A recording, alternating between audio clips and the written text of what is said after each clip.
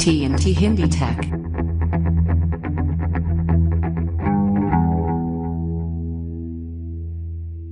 Hi friends, my name is Rajendra Singh Arora और TNT Hindi take में आप सबका स्वागत है। फ्रेंड, ये है हमारे दोस्त रोहित पारिक और इनका आज क्या कैरेक्टर है ये मैं आपको बताऊंगा। तो भाई साहब हेलो तो कर लो। हेलो दोस्तों। शायद ये फर्स्ट टाइम होगा जब मैं सामने हूँ इस वीडियो में। तो फ्रेंड, आज का ये वीडियो है, हमने दोनों ने मिलके एक एसी की सर्विसिंग की थी, उसको अनइंस्टॉल किया था, बाद में उसका इंस्टॉलेशन किया था। तो उस वीडियो को इन्होंने रिकॉर्ड किया था, हालांकि कैमरे के पीछे ये थे, तो इसलिए फर्स्ट जो हमने रखा एंट्री, तो इसलिए मैंने इनको सामने बिठाया हमारे साथ, क्योंकि मेहनत मेरी थी। मेहनत ही नहीं की थी।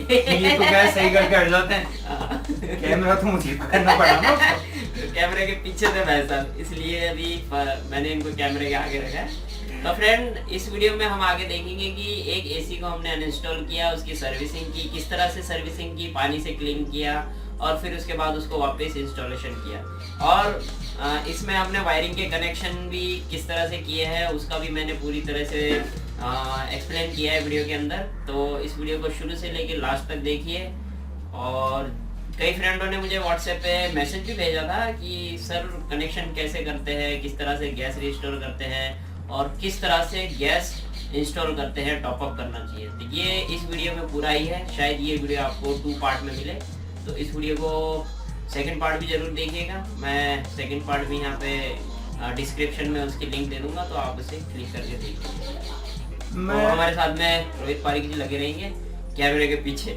एक बात बताना चाहूंगा आपको उससे पहले कि आप अगर ये वीडियो देख रहे हैं तो मैं बोल सकता हूँ कि इस वीडियो से आपको काफी कुछ सीखने को मिलेगा। एक्चुअली मेरा भी आप सेकंड मांग सकते हैं, सेकंड एक्सपीरियंस था इसी के बारे में। इन्होंने बखूबी बताया मुझे हर चीज के बारे में, और मैं ज्यादातर देखिए मैं एसी को नहीं दिख रहा, मैं वीडियो को दिख रहा हूँ। वीडियो से ही मैंने सीखा है, तो बहुत ही अच्छा है। आप जरूर से जरूर इसको सब्सक्राइब कीजिए, बहुत अच्छी चीज आपके सामने आएगी।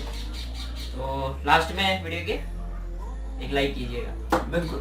तो चलिए हम आगे देखते हैं वीडियो में, और आप भी लास्ट तक जरूर देखिए, और आई होप आपको काफी कुछ सीखने को मिलेगा। और जो भी आपके मन में इस वीडियो के बाद भी अगर सवाल है तो प्लीज़ कमेंट्स बॉक्स में कमेंट्स कीजिएगा, और व्हाट्सएप नंबर मेरे डिस्क्रिप्शन बॉक्स में दे रखे हैं, उस पर आप मुझे फॉलो कर सकते हैं। तो चलिए देखते हैं। तो फ्रेंड, सबसे पहले हम यहाँ पे गैस को रिस्टोर करने वाले हैं गेज मीटर लगा के। तो फ्रेंड, गैस जब भी रिस्टोर करें तो गेज मीटर ज़रूर लगाएं, और गैस रिस्टोर हमेशा चालू कंप्रेसर में ही होगी।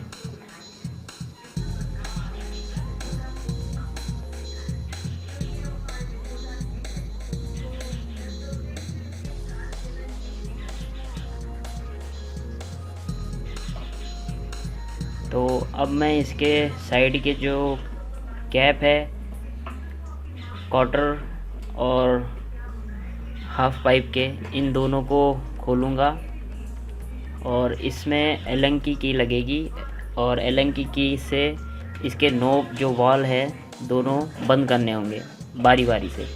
तो सबसे पहले जो हम हैं डिस्चार्ज लाइन, जिसमें छोटा पाइप लगता है उसे डिस्चार्ज लाइन कहते हैं, और जिसमें बड़ा पाइप लगता है उसे सक्षम लाइन कहते हैं, और उसे चार्जिंग लाइन भी कहते हैं, क्योंकि गैस भी वहीं से चार्ज होती है। तो सबसे पहले हम डिस्चार्ज लाइन को बंद करेंगे जहाँ से गैस बाहर निकलती है, और उसके बाद में हम बड़ी वाली पाइप लाइन सक्षम लाइन को बंद करेंगे। तो गेज मीटर हमेशा लगाए गैस रिस्टोर करते समय, ताकि आपको पता चले कि गैस रिस्टोर हो चुकी है। देखिए, अब हम डिस्चार्ज लाइन को बंद कर रहे हैं, तो गेज मीटर की जो रीडिंग है, सुई है, धीरे धीरे नीचे जाएगी, और जैसे ही वो 0 तक चली जाए तो उसी दौरान फटाफट उसका वॉल्व भी बंद कर दे। अब देखिए, मैं फटाफट इसका वॉल्व बंद कर रहा हूँ, और वॉल्व बंद करते ही एसी को डायरेक्ट पावर से ऑफ़ कर दें, तुरंत ही। अब जैसे वॉल्व बंद कर दिया, तुरंत ऑफ़ कर दिया। अब हम आते हैं इंडोर के अंदर।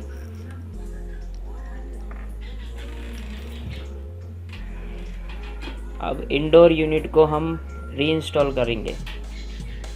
सॉरी अनइंस्टॉल करेंगे। ये जो वायर है वाइट कलर की, ये है इस इंडोर की स्टेबलाइजर से आ रही है और इसमें लग रही है, तो हम इसे अभी रिमूव करेंगे।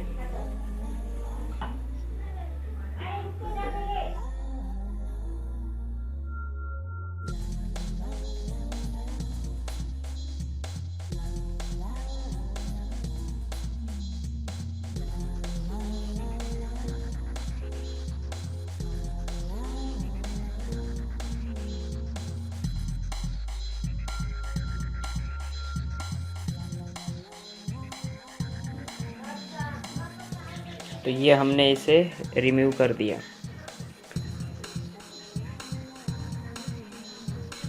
अब इसके बाद में जो कॉपर पाइप आ रही है क्वार्टर और हाफ की, इसके ऊपर इंसुलेशन लगी हुई है अंदर की तरफ भी, तो उस इंसुलेशन को हम कटर से काट के फाड़ के हम निकाल देंगे। और उसके बाद इस पे जो बोल्ट लग रहे हैं उसे खोल देंगे और इसको अनइंस्टॉल कर देंगे। तो ध्यान से देखिए किस तरह से हम इसे बोल्ट खोल रहे हैं। और जब भी हम इसके अनइंस्टॉल करेंगे, बोल्ट खोलते समय वॉल के साथ में जो इंडोर के साथ में लगे हुए हैं, सबसे पहले हम अभी इसका ड्रेन पाइप खोल लेते हैं, क्योंकि इसमें पानी भी भरा हुआ होगा अभी थोड़ा बहुत।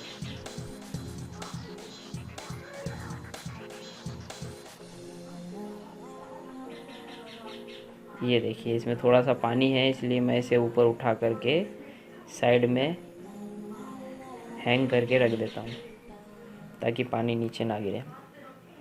और अब इस ड्रेन पाइप को थोड़ा सा अंदर की तरफ मैं प्रेस कर देता हूँ ताकि हमें दोनों पाइप जो है कॉपर पाइप अच्छे से दिख जाए, उनके नट बोल्ट।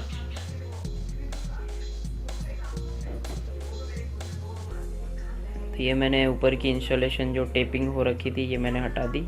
अब देखिए दोनों पाइपलाइन जो है उनके बोल्ट के साथ में जो कसा हुआ है वो बिल्कुल साफ साफ दिख रहे हैं। तो अब हम इन्हें खोलेंगे। तो इसे खोलते समय हमेशा 2 रिंच पाने साथ में रखें, क्योंकि एक जब हम अपना प्रेशर लगा के इसके बोल्ट को खोलते हैं तो दूसरा हिस्सा यूनिट के साथ में लगी वॉल के ऊपर भी होना चाहिए, दूसरा चाबी, ताकि हम अगर ज़बरदस्ती खोलें तो उस पाइप के साथ में जो जॉइंट हो रखा है वॉल, वो डैमेज ना हो। मैं आपको टेक्निकली भाषा में ज़्यादा नहीं बता रहा, क्योंकि समझ में नहीं आएगा हर किसी को। जो भी हमारे नए फील्ड में जो हमारे फ्रेंड उतर रहे हैं, तो उन्हें इतने जल्दी टेक्निकली भाषा में ये सारी चीज़ें समझ में नहीं आएगी। तो हम सीधे सीधे साफ सरल भाषा में हम इसका इस्तेमाल करेंगे बोल्ट के रूप में। हम इन्हें अब देखिए ये हमने बोल्ट खोल दिया, बड़ी वाली पाइप का बोल्ट खुल गया, जैसे हम हाफ बोलते हैं। ये यहाँ से रिमूव हो चुका है।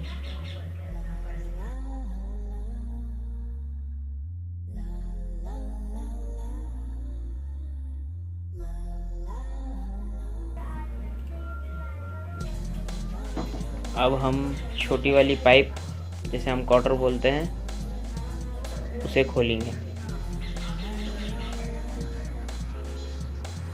देखिए फ्रेंड, ज़्यादा ताकत लगेगी, इसलिए मैं कह रहा हूँ दोबारा से कि हमेशा 2 रिंच का इस्तेमाल करें, पाने का इस्तेमाल करें, जो उन पे लग सके वो पाने का। और रिंच पाना, एडजस्टेबल पाना जो है, इसमें ये प्रॉब्लम नहीं आती कि आपको अलग अलग साइज़ के अलग अलग पाने रखने की ज़रूरत पड़े। इस तरह का अगर आप रिंच पाना, जैसा कि आप मेरे हाथ में देख रहे हैं, इस तरह के रिंच पाने, एडजस्टेबल पाने आप रखेंगे। अब देखिए मैंने एक पाना लगा के देखा तो ये आया नहीं, अब मैंने दूसरा लगाया तो ये आ गया इसमें। तो इस तरह के अलग अलग साइज़ के अलग अलग पाने रखने पड़ेंगे। तो ये सबसे बेटर चीज़ है कि आप एडजस्टेबल रिंच पाना रखें, जिससे हर बोल्ट के ऊपर हम एडजस्ट करके उसे खोल दें। तो ये छोटा वाला पाइप जो क्वार्टर है ये भी खुल गया, जिसे हम डिस्चार्ज लाइन कहते हैं और सक्षम लाइन कहते हैं। तो ये दोनों ही पाइप खुल चुके हैं। अब हम इसका ऊपर का जो ढक्कन है इसे हटा देंगे और अंदर की जो वायरिंग हो रखी है जो आउटडोर के लिए यहीं से इंडोर से होती हुई आउटडोर के लिए जा रही है, उसे हम रिमूव करेंगे। तो फ्रेंड, हमेशा ध्यान रहे कि जब भी आप आउटडोर की वायर इंडोर से रिमूव करते हैं तो ध्यान रखना कि कौन सी वायर किस जगह से निकाल रहे हो। ये देखिए, ये है वायरिंग यहाँ पे। अगर आपको समझ में नहीं आए कि ये वायर हमने निकाल तो दिए, लगाते टाइम पे समझ में नहीं आए कि कौन सी वायर कहाँ से निकालनी है, तो उस समय आप ये कीजिए कि एक मोबाइल से फ़ोटो खींच लीजिए, ताकि आपको ये पता चलेगा कि किस सॉकेट में कौन सी वायर, कौन से कलर की वायर लग रही थी। इससे आपको ये पता लग जाएगा। और फ्रेंड, कई यूनिटों में ऐसे होता है कि ऑलरेडी एक वायर लगी हुई आती है, जैसे कि इसमें वाइट कलर की वायर ऑलरेडी लगी हुई आई है और आउटडोर के लिए अलग से वायर लगानी पड़ती है। जो इसमें 3 पॉइंट दे रखे, 3 सॉकेट दे रखे, इनमें तीनों में कनेक्ट करके आउटडोर को सप्लाई यहाँ से जाती है।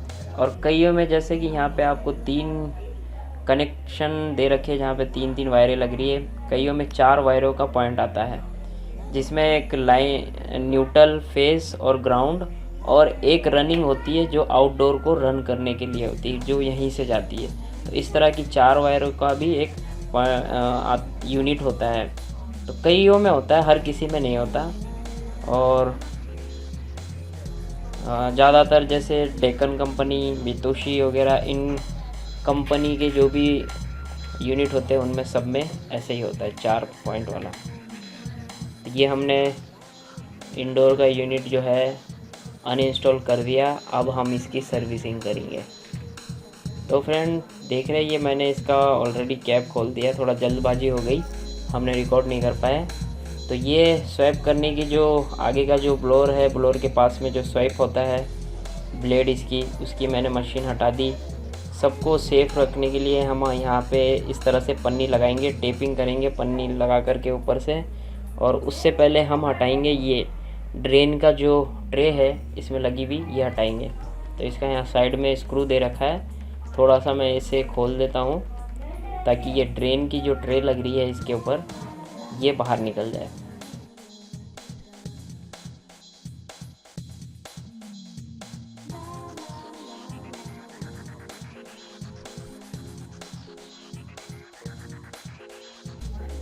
इसे बाहर इसलिए निकाल रहा हूँ ताकि जो इसका ब्लोअर है, फ़ैन ब्लोअर जो घूमता है, वो भी अच्छे से क्लीन हो जाए। अगर ये लगा हुआ रहा तो अच्छे से क्लीन नहीं होगा।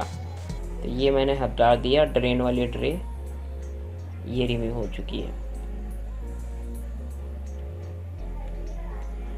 और अब देखिए, ये ब्लोअर जो है बिल्कुल साफ साफ नज़र आ रहा है इसके अंदर।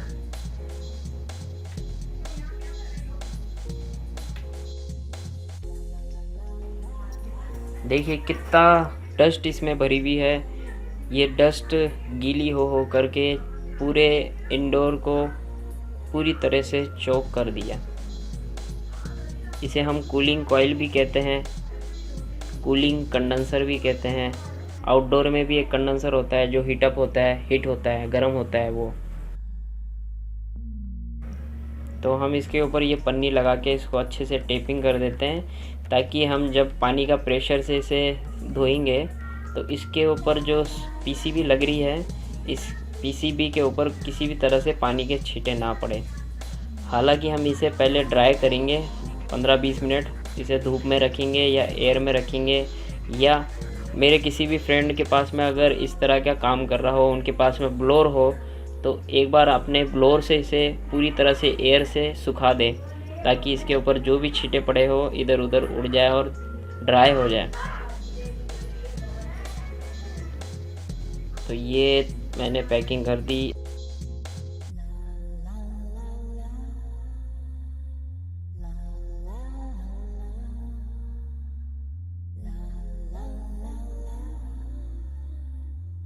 अब मैं इसमें केमिकल मिलाता हूँ मेरे स्प्रे बॉटल में। फ्रेंड, ये जो मैं बॉटल खोल रहा हूँ ये कॉइल शाइन के नाम से आती है। अब मुझे ये नहीं पता कि मेरे फ्रेंड के शहर में जो भी जहाँ पे भी जो मेरा फ्रेंड रहता है उनके पास किस नाम से, इस केमिकल का नाम क्या होता है क्या नहीं, पता नहीं। तो ये जो कॉइल शाइन है ये एसिड की तरह काम करता है।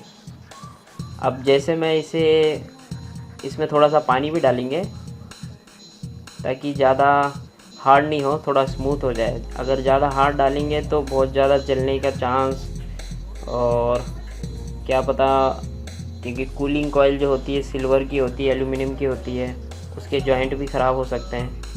हालांकि ये सही नहीं है, सीधे सीधे इसमें कॉइल शाइन जो एसिड होता है इससे हम साफ़ करें। तो सबसे पहले मैं पानी से इसे गीला कर लूँगा पूरे यूनिट को अच्छे से। ये मैं पूरा गीला कर रहा हूँ।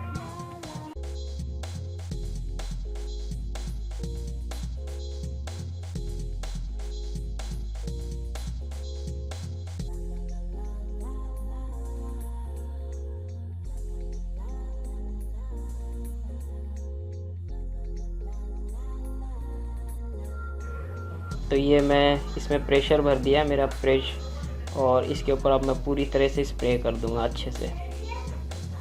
फ्रेंड पूरी तरह से अच्छे से स्प्रे करें अंदर तक।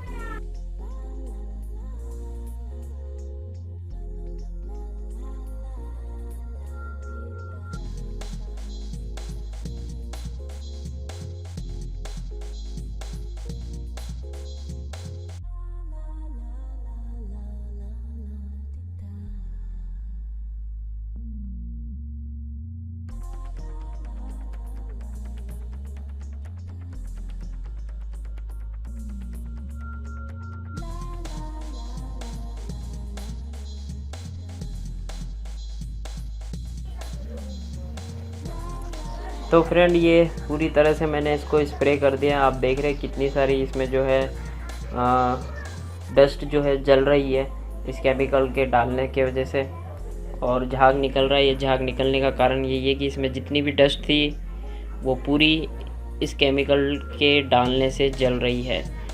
और ये जब मैं इसे पानी से क्लीन करूँगा तो बिल्कुल जो इसका सिल्वर है वो पूरा चमकता हुआ नज़र आएगा। और फ्रेंड हम चाहें तो इस पूरे कूलिंग कंडेंसर को पूरा ही रिमूव कर सकते हैं इसकी बॉडी पे से। तो इसकी बॉडी पे से भी रिमूव करके हम इसे क्लीन कर सकते हैं, लेकिन उसमें ये होगा कि इसके पीछे जो पाइप लगी हुई है कॉपर पाइप, उसे हमें सीधा करना पड़ेगा। तो ऑलरेडी ये पहले भी क्लीन हो चुकी है 2 साल पहले इन कस्टमर के यहाँ पे। तो इसके वजह से मैं इसे पूरा नहीं खोला हूँ, थोड़ा ही खोल के इसे मैं अब क्लीन कर रहा हूँ, सर्विसिंग कर रहा हूँ। ताकि ये एक्चुअली क्या होता है कि हम इसे 2-4 बार अगर इसी तरह से सर्विस करें तो वो पाइप जो है कॉपर की, कभी हम सीधी करेंगे फिर वापस मोड़ देंगे, फिर सीधी करेंगे फिर बैंड कर देंगे। तो इसमें क्या होगा कि वो पाइप में एक ऐसी जगह बन जाएगी, वहाँ से कट हो जाएगा, पाइप फूट जाएगा। इसलिए हम इसे इसी बॉडी पे क्लीन कर रहे हैं।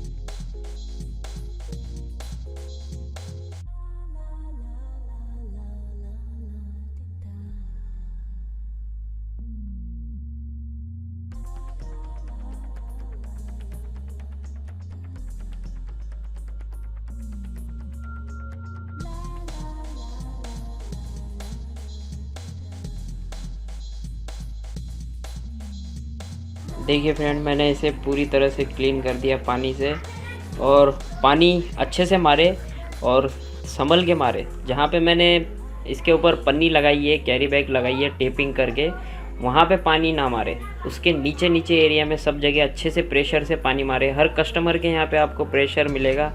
हर कस्टमर के यहाँ पे पानी का मोटर लगा हुआ होता है, वहाँ पे कहीं ना कहीं उनके नल लगा हुआ होता है, पानी पानी की पूरी सुविधा होती है। आजकल सबके यहाँ पे मोटर से पानी की सुविधा होती है। तो आप भी कोई कंजूसी मत छोड़े और अच्छे से क्लीन अप करें पानी से जितना हो सके, बहुत ही बढ़िया तरीके से, ताकि एसी की कूलिंग जो है बिल्कुल बढ़िया आ जाए। जैसे कि नया एसी इंस्टॉल होने के बाद में कूलिंग देता है, बिल्कुल उसी तरह से। और पूरे इतने प्रेशर से पानी मारे पास से कि ताकि पूरे कूलिंग कंडेंसर जो कॉइल है ये पूरी तरह से बिल्कुल साफ़ सुथरी हो जाए और अंदर इसके जाली में कहीं पे भी डस्ट ना छुपी हो। अब ये जो धो रहा हूँ ये है इसकी ड्रेन ट्रे जो इसके नीचे थी, इसको भी मैं अच्छे से धो रहा हूँ पानी डाल के, ताकि इसमें भी कोई डस्ट ना हो। और कई बार इसके ड्रेन पाइप के पास में अगर डस्ट चली जाती है तो पानी रुक जाता है और उसके वजह से फिर अंदर पानी टपकने लगता है। और ये है इसके फ़िल्टर दोनों, इसके फ़िल्टर पे भी अच्छे से पानी प्रेशर से लगा के आप धो के इसे सुखा दें।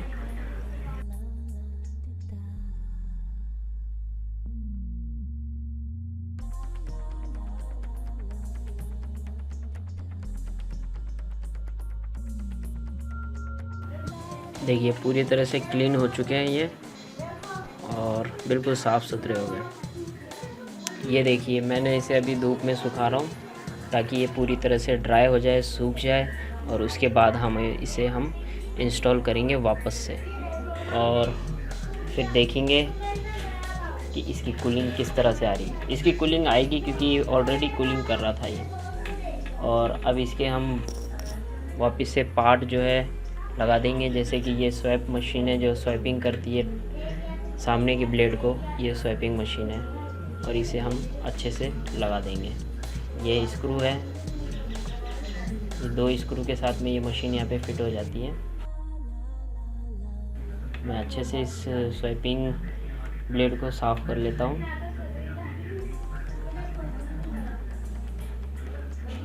स्वैपिंग मशीन का भी ध्यान रहे, कई बार स्वैपिंग मशीन एसी के यूनिट के अपोजिट साइड भी लगा हुआ होता है। जैसे कि इस केस में जहाँ पे आपके पीसीबी और वायर का कनेक्शन है इस तरफ से लग रहा है, कई बार एसी के इस यूनिट के लेफ़्ट साइड में भी लगा हुआ होता है, इसमें राइट साइड में लगा हुआ है और कई एसी के यूनिट में लेफ़्ट में लगा हुआ होता है। और इसे रिमूव करते समय पहले आप इसकी स्वैपिंग मशीन को निकाल लें, हटा दें बिल्कुल ही, ताकि स्वैपिंग मशीन जो है इसकी मोटर जो है उसमें पानी जाने से ख़राब ना हो।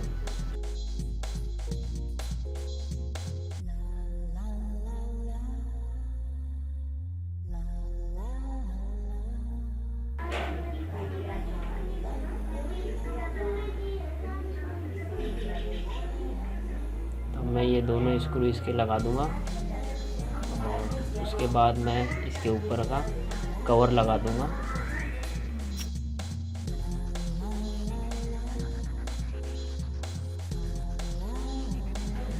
ये मैंने लगा दिए इसके स्क्रू। वापस इंस्टॉल करते समय सारी चीज़ें ध्यान रखें, कहीं से किसी का भी स्क्रू छूटे नहीं। अगर कहीं से भी लूज़ कनेक्शन होगा तो जब एसी ऑन करेंगे और अंदर का ब्लोअर फैन जब चालू होगा तो कट की हिलने की आवाज़ आती है, वाइब्रेशन की वजह से कहीं ना कहीं से आवाज़ आती है। तो ये सारी चीज़ें ध्यान रखें और कनेक्शन भी ध्यान रखें कि कौन सा कनेक्शन कहाँ करना है, कौन सा कनेक्शन कहाँ करना है। जिस तरह से हमने अनइंस्टॉल किया है और वापस इंस्टॉल करेंगे, सेम वैसे ही नए एसी का प्रोसेस होता है उसे इंस्टॉल करना और अनइंस्टॉल करना। बस इस केस में हम आउटडोर यूनिट का इंस्टॉलेशन नहीं कर रहे हैं, और हालांकि हम उसे भी अनइंस्टॉल करके इंस्टॉल कर सकते हैं क्योंकि गैस हमने ऑलरेडी उसमें रीस्टोर कर दी है। तो अब ये मैं देखिए बॉडी के सारे स्क्रू लगा रहा हूँ, पूरा ऊपर का कवर मैंने पैक कर दिया है और इसके सारे स्क्रू में जो है लगा रहा हूँ। कोई भी स्क्रू बचना नहीं चाहिए, लूज़ कनेक्शन नहीं होना चाहिए।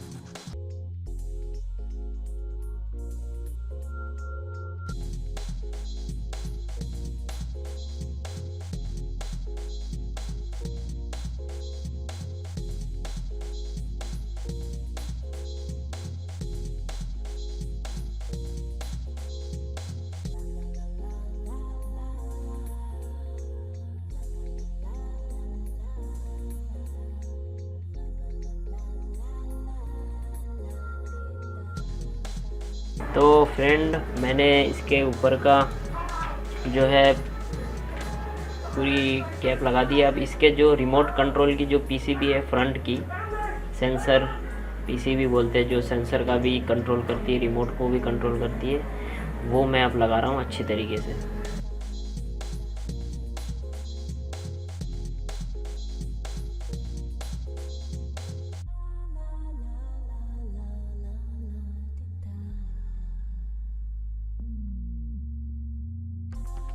तो फ्रेंड हम अब अंदर आ चुके हैं और अब इसे हम हैंग करेंगे और उसके बाद जैसा हमने वापस इसे खोला था और उसी तरह से वापस इसे इंस्टॉल करेंगे। तो हैंग करते समय ध्यान रहे कि पीछे बराबर ब्रैकेट में इसके स्टैंड के अंदर ब्रैकेट जो है तरीके से हैंग हो जाए। तो ये गुड हो गया। ये मैं अकेला अनइंस्टॉल किया हूँ और अकेला ही इंस्टॉल कर रहा हूँ, ये एक आदमी भी कर सकता है। अब ये देखिए मैंने यहाँ पे प्लायर को लगा दिया ताकि ये ऊपर उठा हुआ रहे और ये बिल्कुल सही तरीका है। अगर आप अकेले कर रहे हैं इसे इंस्टॉल तो ये बिल्कुल सही तरीका है कि आप एक प्लायर या कोई ऐसी चीज़ लगा दें ताकि ये इंडोर जो है ऊपर थोड़ा सा उठा हुआ रहे। तो ये देखिए ये मैं बड़ा पाइप लगा रहा हूँ, सक्षम पाइप, और इसे लगाते समय बिल्कुल कंजूसी मत ना करें, जितना हो सके सक्षम पाइप को उतना फिट कर लें और आपको भरोसा होना चाहिए कि ये पूरी तरह से फिट हो चुका है, ये पूरी तरह से कस चुका है।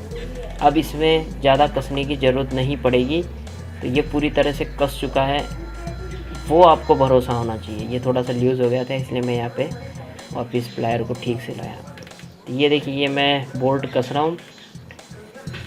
फ्रेंड ध्यान रहे यहीं पे लीकेज रहती है और कहीं पे भी लीकेज नहीं होती है। अब हमारे इस इंस्टॉलेशन के केस में ये दो जगह लीकेज होती है। आउटडोर में जब हम नट बोल्ट से हम उसे कसते हैं सक्षम लाइन और डिस्चार्ज लाइन को, और इनडोर में जब कसते हैं सक्षम लाइन और डिस्चार्ज लाइन को बोल्ट के सहारे से, तो वहीं पे ही प्रॉब्लम होती है और कहीं प्रॉब्लम नहीं होती है। तो ये देखिए मेरे पास में एक एडजस्टेबल स्नैप एंड ग्रिप का रेंज पाना है।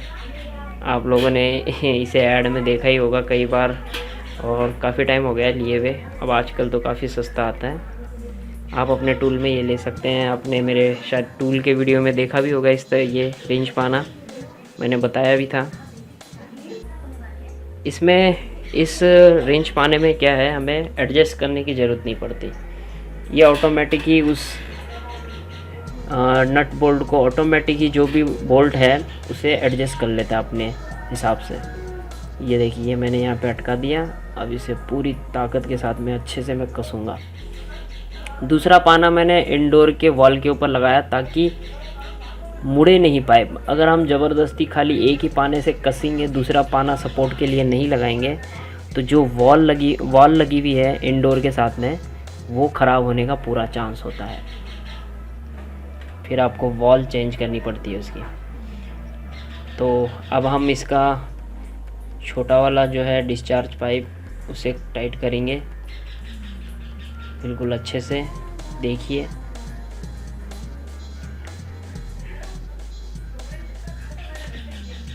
ये हमने यहाँ पे इसे कस दिया।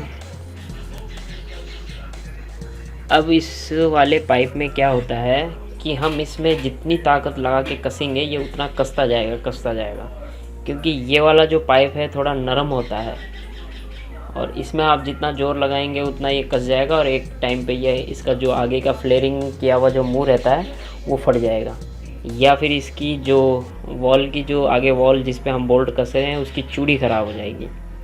तो आपको भरोसा होना चाहिए, जैसे कि मैंने अभी कहा है कि आपको भरोसा होना चाहिए कि ये पूरी तरह से कस चुका है। अब इसमें गैस लीक होने के कोई चांस नहीं है।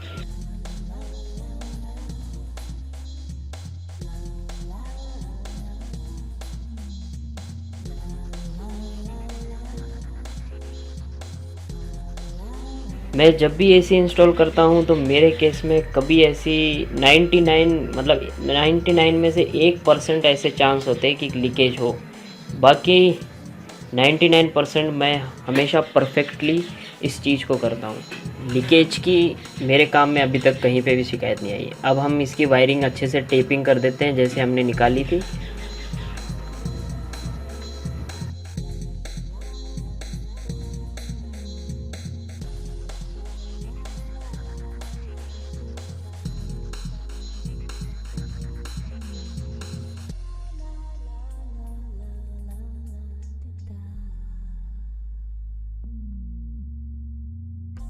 तो फ्रेंड ये टेपिंग मैंने पूरी तरह से कर दी। अब हम ये देखेंगे आउटडोर यूनिट में गेज मीटर लगा के डिस्चार्ज लाइन में से हम थोड़ी सी गैस को जो है छोड़ेंगे प्रेशर के लिए। देखिए मैं जैसे कि गैस छोड़ रहा हूँ 60 PSI तक, जहाँ मेरे गेज मीटर की सुई है जो 60 तक आ गई।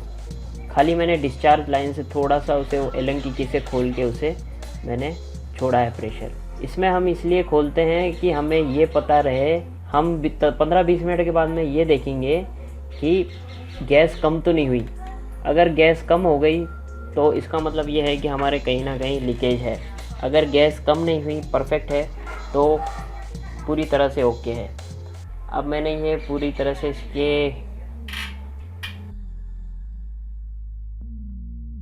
इसे लॉक कर दूंगा। अच्छे से प्रेस करना, क्योंकि कई बार नीचे ड्रेन पाइप या वायर अटक जाती है तो पूरी तरह से लॉक नहीं होता। ये ताकत लगती है, इसमें ताकत लगाएं तब। या फिर भी नहीं लॉक हो रहा है तो अच्छे से देख ले नीचे कहीं वायर तो नहीं फंस रही है। कई बार वायर फंस जाती है, या पाइप ड्रेन पाइप या हमारे सक्षम और डिस्चार्ज पाइप जो है वो ऊपर उठे हुए होते हैं, इसलिए कई बार लॉक नहीं होता। अब हम देखेंगे कि जैसे हमने पहले आउटडोर यूनिट के लिए जो यहाँ से वायर जा रही है, उस वायर को हम वापस उसी जगह पे लगाएंगे जिस जगह से हमने निकाला था। जैसा कि मैंने पहले बताया कि आपको अगर अनइंस्टॉल करते समय समझ में नहीं आए कि हमने कौन सी वायर कहाँ से निकाली थी, तो आप एक ध्यान रख लीजिए। और हालांकि इसमें लिखा हुआ होता है आउटडोर यूनिट के लिए, कोई ज़रूरी नहीं है कि आप अल्टी पल्टी कर लें तो कोई प्रॉब्लम हो जाएगी। बस एक ध्यान रखें कि इसमें एक ग्राउंड जो अर्थ के लिए होती है वो ध्यान में रखें। बस ग्राउंड जब हम वायर लगाते हैं, ग्राउंड का एक निशान जो है वहाँ पे चिन्ह जो बना हुआ होता है ग्राउंड के लिए, वो आपको अलग से ही वहाँ पे नज़र आ जाएगा उस पॉइंट के पास में। जिस सॉकेट में आप जिस कनेक्ट करते समय आप लगा रहे हैं वहाँ पे आपको दिख जाएगा। बाकी कई एसी के यूनिट में 1 नंबर 2 नंबर लिखा हुआ होता है। ये हम आप इसकी कैप लगा रहे हैं। हमने पहले इसका थोड़ा सा प्रेशर छोड़ दिया 60 PSI तक, और 15-20 मिनट तक हम इसका बाकी का काम कर लेंगे, ताकि हमें ये पता चल जाएगा कि इसमें